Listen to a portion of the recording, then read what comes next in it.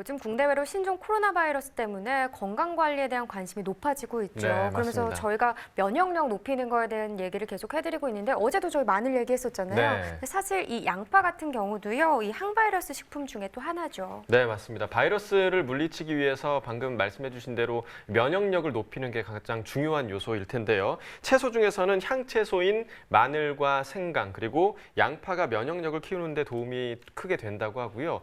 콩이나 쇠고기 같은 단백질을 섭취하는 것도 굉장히 중요하다고 합니다. 네, 그렇습니다. 자, 지금부터는요, 전문가와 함께 최근 항바이러스 식품으로 주목받고 있는 이 양파에 대해서 자세하게 이야기 나눠보도록 하겠습니다. 오늘 농촌진흥청의 김창원 연구사님 나오셨습니다. 어서 오세요. 반갑습니다. 안녕하십니까. 자, 양파는 뭐 우리가 가장 흔하게 먹는 채소 중에 하나인데요. 그만큼 많이 재배되는 품목이기도 합니다. 먼저 현재 양파 재배 현황부터 좀 짚어주시죠. 예, 그 양파 재배 면적은 2010년도 이후에 한 2만 헥타 정도가 되고 있습니다. 1980년도랑 비교하면 2배 정도 증가한 상태에서 매년 유지되고 있는 상황이라고 볼 수가 있고요. 다만 이제 매년 재배 농가의 변동이 심한 그 품목이다 보니까 연도별 재배 면적은 좀 격차가 큰 품목이다 이렇게 볼 수가 있겠습니다. 또 한 가지 특이한 점은 이제 전남하고 경남 지역이 과거에 이제 양파의 주산지였습니다. 그래서 2010년도에 72.5% 정도를 차지했는데 최근에는 이제 58%대로 떨어져 있고요. 반면에 이제 전북 지역 같은 경우가 5.9%에서 10%로 증가하고 충남도 1.3에서 4.3%로 증가하는 등 이제 재배 산지가 좀 북상하는 품목이다 이렇게 볼 수가 있겠습니다. 네, 그러니까 연도별로 좀 재배 면적의 격차가 상당히 크다 이렇게 얘기를 해주셨는데 그러면 생산량에 따라서 양파 소비량에도 변화가 좀 큰가요? 네, 그 양파 같은 경우 1인당 소비량이 25에서 30kg 수준을 최근 10년 동안은 계속 왔다 갔다 하고 있는데요. 네. 그 해당 연도의 양파 생산량에 따라서 소비량은 좀 변동되고 있습니다. 또 한 가지는 이제 최근에 이제 10년간의 외식 시장이 좀 커지면서 양파 소비가 좀 증가하는 형태로 이렇게 계속해서 진행이 됐었고요. 가락동 시장을 기준으로 좀 살펴보면 식자재로 넘어가는 물량이 한 60%, 가정 내 소비하는 게 한 40% 이렇게 된다고 볼 수가 있고요. 다만 최근에 이제 여러 가지 이제 경기 침체로 인해서 소비가 좀 줄어들면서 양파 소비도 조금 감소하는 이런 패턴들이 보이고 있습니다. 네. 뭐 이렇게 소비가 주춤한다고 하면 가공품 개발에도 좀 힘써야 할 것 같은데요. 지금 현재 양파 가공품 현황은 어떤 상황인가요? 그 양파도 사실 양파즙 외에는 가공품이 이렇게 마땅하지가 그러네요. 않습니다. 네. 양파즙 정도만이 어느 정도 시장을 유지한다고 볼 수가 있는데요.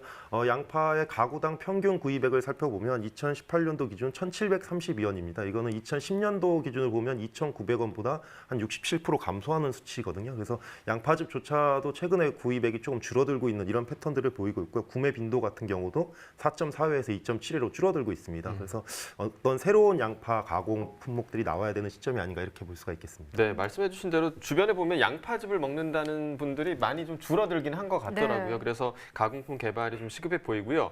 양파의 경우에 수출입이 활발한 그런 품목인데요. 현재 수출입 현황도 좀 짚어주시죠. 그 양파의 수출입은 매년 특징이 있습니다. 그러니까 국내 생산량이 늘어나면 수입량이 줄어들고 네. 국내 생산이 줄어들면 수입량이 늘어나는 형태로 해서 수급을 조절시키는 형태로 이제 수입이 많이 유지가 되고 있는 형태라고 볼 수가 있고요. 그래서 이게 양파 수출입의 추세가 어떻다 이렇게 명확하게 정의 내리기 조금 어려운 부분이 있습니다. 다만 최근에 이제 수입량이 시장으로 이제 많이 들어오는데 특히 이제 8월부터 그 다음에 2월, 그러니까 그 조생종 양파가 나오기 전에 일시적으로 국내 수급을 안정시키기 위한 수입 물량이 계속해서 늘고 있다 이런 특징이 있다라고 볼 수가 있겠습니다. 그렇군요. 올해 2020년산 양파 재배 면적이 좀 크게 줄 거다 이런 전망이 있던데 이런 상황에서 양파 생산 농가에 좀 생산 및 출하 전략을 제시해주면 좋을 것 같아요. 네, 그 최근에 농촌경제연구원에서 농업전망이라는 대회를 통해서 양파의 재배 면적과 생산량에 대한 예측을 내놨는데요. 그 재배 면적 같은 경우는 작년 대비 21%가 감소했습니다. 따라서 이제 최근 이제 올해 2020년산 이제 조생종 같은 경우는 11% 정도의 생산량이 감소될 거다라고 볼 수가 있고요. 중만생종은 16% 정도 감소될 것으로 전망을 하고 있습니다. 그래서 생산량과 재배 면적은 감소했지만 실제 가격은 또 그 당시에 이제 그 시점에 가서 여러 가지 수급감과 이런 것들을 좀 고려해봐야 가격이 결정될 것으로 이렇게 예측이 되고요. 다만 이제 양파가 수급이 어떻든 이건 상관없이 농민 입장에서 출하 전략이라고 하는 것은 기본적으로 품질을 균일하게 하는 부분들, 그 다음에 한 번 출하할 때 한 1,000망 정도의 어떤 그런 규모를 갖춘 산지를 시장에서 좀 선호한다라는 부분들, 그 다음에 3개월 정도는 지속적으로 출하하는 많은 산지를 시장에서는 좋은 가격을 준다라는 부분들, 이런 네. 부분들을 항상 유념하셔야 될 것 같습니다. 네. 자, 그렇다면 최근 양파 관련 이슈가 있다면 좀 소개를 좀 해주시죠.